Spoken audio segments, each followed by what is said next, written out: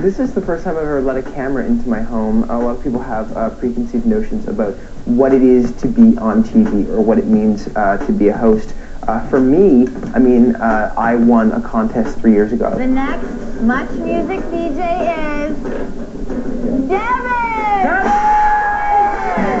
And my life completely changed. I was on television. I moved to Toronto within 3 weeks of winning the VJ search, and before I knew it, I was not only out of school and not only away from all of my friends, but I had entered this completely different realm, so that was tough. And I guess that's where a lot of my insecurities first started to come out, was that I didn't feel like I looked like I belonged on television. You look at yourself, you're like, ooh, I don't look so good. Is that what I really look like? You start to worry about things that you never even considered before, like, oh, my skin tone looks weird. You know, like I'd never thought about that kind of thing before, and it's definitely weird. It's probably why I got rid of cable a couple years ago, because I don't like seeing myself on TV. Everybody's insecure about something. For me, it was more about exuding a little bit of masculinity. You know, my parents got divorced when I was really young. I grew up in a house with my mom and my two sisters, so as a result, I'm not the most masculine person in the world.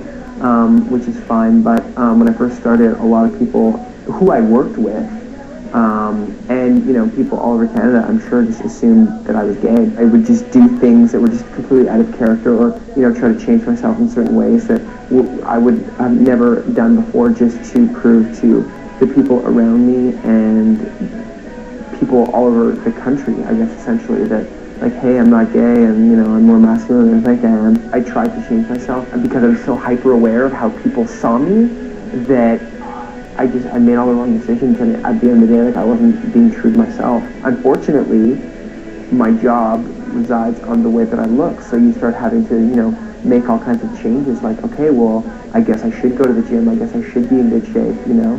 And it's not even for yourself anymore, it's for the self that people see on television.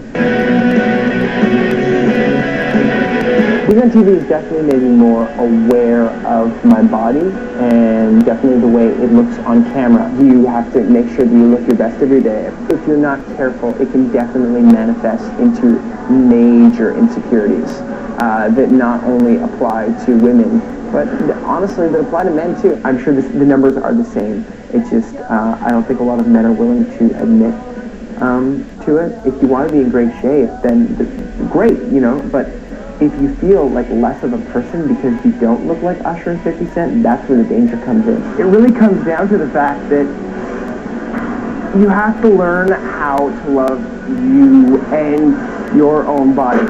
And I mean, I know I sound like a hypocrite, meanwhile, here I am at the gym. There's nothing wrong with taking pride in your appearance. The danger comes in when you take extreme and dangerous and unhealthy measures to change your body for the sake of vanity. When you break it down, obviously other people's opinions of you matter. Absolutely. I mean, everybody worries about those kinds of things, but it's not that I don't care what people think, it's just there's more important things to worry about in my life and in everybody else's life than your waist size.